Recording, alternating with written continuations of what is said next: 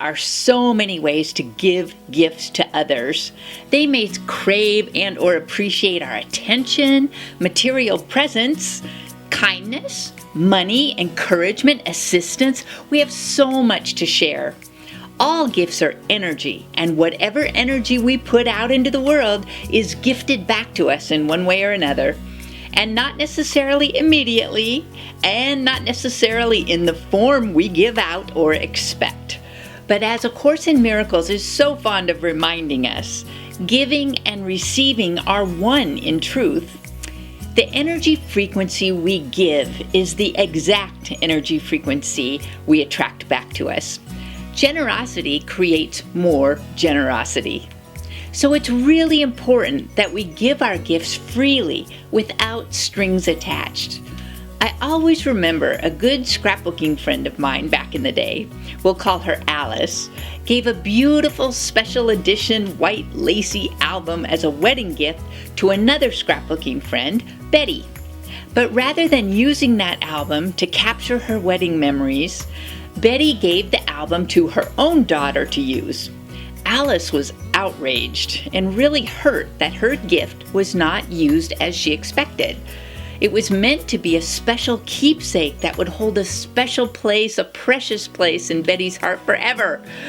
As these lessons are so much easier to spot in other people, I was struck by the fact that this album was not really a gift. It was a token given on the condition that Betty use it as Alice intended. But the purest gift is one fully released from the giver, so the cycle of energy can flow unimpeded. It's not really any of our business how our gift is received, only that we gave it with an open and loving heart.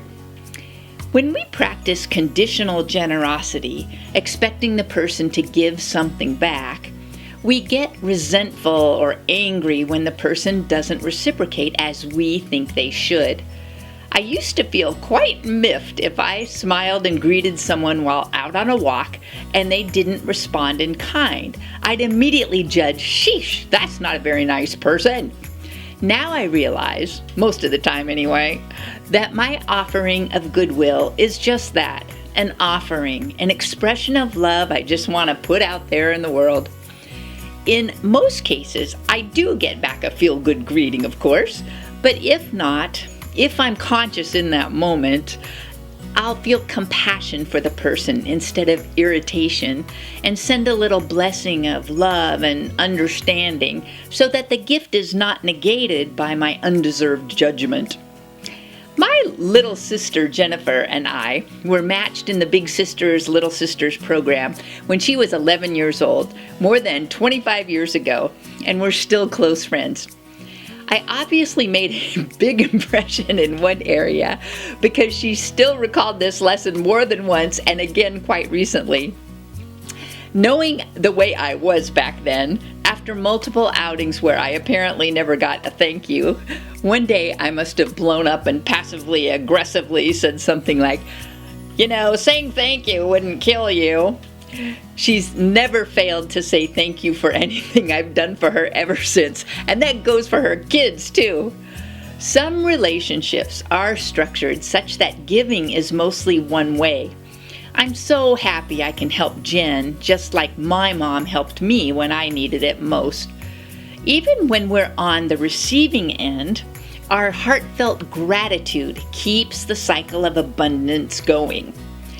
Be aware of that cycle, how marvelous it feels to be generous with your gifts, as well as all the times every single day that we receive gifts from others.